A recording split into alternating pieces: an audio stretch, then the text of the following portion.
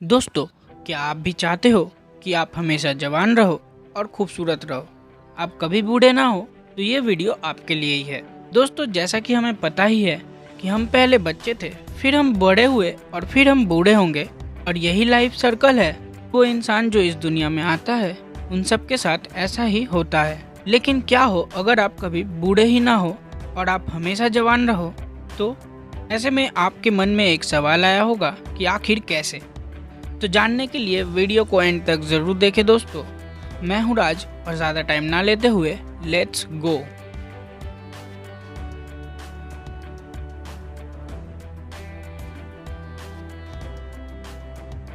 दोस्तों, जैसा कि हमें पता ही है कि बूढ़ा होना या फिर एज बढ़ना ये नेचुरली ही होता है और ये सबके साथ होता है, चाहे वो इंसान हो या जानवर, और यही लाइफ सर्कल है।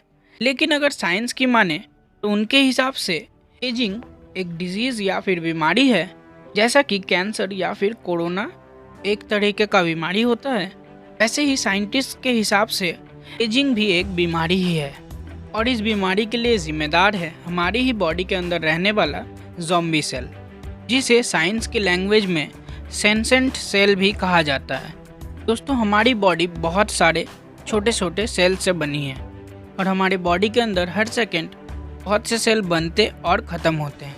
लेकिन ज़ॉम्बी सेल उन सेल्स को कहा जाता है जो कि विभाजन होना बंद कर देते हैं लेकिन मरते नहीं, और इन सेल्स से एक तरीके का रसायन निकलता है जो कि आसपास के अच्छे सेल्स को भी खराब कर देता है, और ऐसे ही हमारी एजिंग या फिर हम बूढ़े होना चालू हो जाते हैं।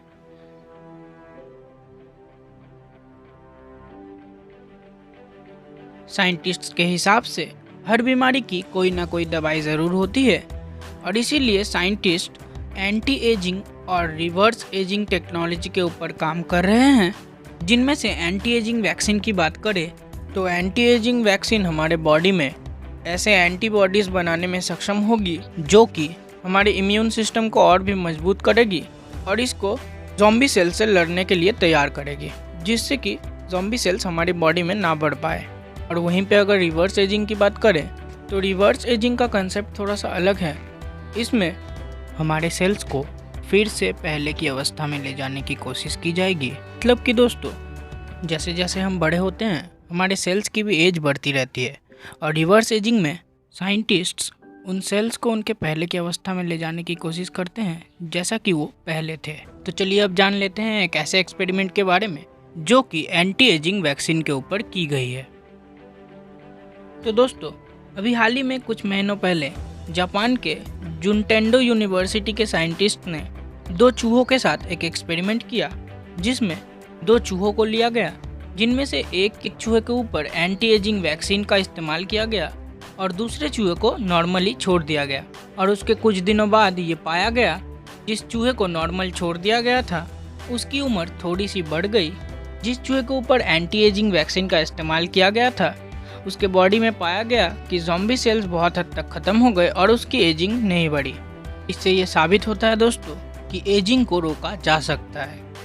दोस्तों, ऐसे रिसर्चेस करने के लिए बहुत से पैसों की ज़रूरत होती है, जिसके लिए ज़रूरी है कि कोई अपने करोड़ों रुपए ऐसे रिसर्च के ऊपर लगाए। तो चलिए अब जान लेते हैं कुछ ऐसे लोगों के बारे में जिन्होंने अपने पैसे ऐसे ही किसी रिसर्च में लगाए हुए हैं। जिनमें से सबसे पहला नाम आएगा अमेज़ॉन के मालिक जेफ बेजोस का, जिन्होंने एल्टॉस लैब नामक एक स्टार्टअप कंपनी के ऊपर अपने मिलियंस ऑफ डॉलर्स खर्च किए हैं और ये कंपनी रिवर्स एजिंग के ऊपर काम कर रही है। सिर्फ यही नहीं दोस्तों, गूगल के को फाउंडर लैरी पेज ने भी एक कंपनी बनाई है जिसका नाम है कैलिस्को। ये भी रिवर्स एजिंग के ऊपर ही काम कर रहे हैं और इसमें गूगल का मिलियंस ऑफ डॉलर लगा हुआ है। और भी ऐसे बहुत से लोग हैं जिन्होंने अपने करोड़ों रुपए ऐसे ही किसी रिसर्च में लगाए हुए हैं जो कि एंटी एजिंग या फिर रिवर्स एजिंग के ऊपर काम कर रही है, जिससे कि हमें ये पता चलता है दोस्तों कि ऐसे बहुत से लोग हैं जिन्हें हमेशा यंग और खूबसूरत रहना है ताकि वो लाइफ में और भी सक्सेसफुल हो पाए। लेकिन यहीं पे कुछ एक्सपर्ट्स का ये भी कहना है दोस्तों कि हम अभी तक इतने एडवांस नहीं हुए हैं कि हम रिवर्स एजिंग या फिर एंटी एजिंग को हकीकत बना पाए, और इसी वजह से कुछ कंपनीज ने इस बात को चैलेंज की तरह लिया है और वो इस काम में लग चुकी है। जिनमें से एक एक्सपेरिमेंट के बारे में मैंने आपको वीडियो में पहले ही बताया है। दोस्तों आखिर में मान लेते हैं कि अगर एंटी एजिंग पॉसिबल हो जाती है इन फ्यूचर तो क्या होगा। दोस्तों हमारी पृथ्वी में रहने के और खाने पीने के जगह सीमित है और हम अब तक इस पृथ्वी में सही सलामत इसीलिए हैं क्योंकि इस दुनिया के पुराने लोग मरते रहते हैं और नए लोग उनकी जगह पे आते रहते हैं और ऐसे ही इस दुनिया का बैलेंस बना हुआ है। लेकिन अगर in future anti ageing possible हो जाती है तो लोग बूढ़े नहीं होंगे और अगर लोग बूढ़े नहीं हुए वो मरेंगे भी नहीं। इसी वजह से पुराने लोग मरेंगे ही नहीं और नए लोग और भी आते रहेंगे तो ये पृथ्वी धीरे धीरे बढ़ती जाएगी और खाने पीने के साधन खत्म होते जाएंगे। और तो और दोस्तों अगर ये रिसर्च इन फ्यूचर पॉसिबल हो भी जाता है तो भी ये दवा सिर्फ उन्हीं लोगों को मिलेगी जिनके पास पैसा होगा क्योंकि इस दवा की कीमत इतनी ज़्यादा होगी कि आम लोग इसे अफोर्ड ही नहीं कर पाएंगे। और जो अभी चल रहा है वो आगे भी चलता रहेगा, यानी कि पैसे वाले और भी पैसे वाले होते जाएंगे और गरीब मरते रहेंगे। आपका इस बारे में क्या कहना है आप नीचे कमेंट्स में लिख सकते हो। और मैं आपको ये नहीं कहूँगा कि वीडियो को लाइक और चैनल को सब्सक्राइब करो क्योंकि मुझे पता है अगर आपको वीडियो अच्छा लगा तो आप ज़रूर करोगे। लेकिन जो काम आपको ज़रूर करना है वो है कि अगर आपको वीडियो में कुछ अगर अच्छा नहीं लगा तो नीचे कमेंट्स में ज़रूर बताएं। मैं नेक्स्ट टाइम उसके ऊपर काम करूँगा और उस चीज़ को इम्प्रूव करने की कोशिश करूँगा। मैं मिलता हूँ आपको किसी और वीडियो में, तब तक के लिए बाय बाय।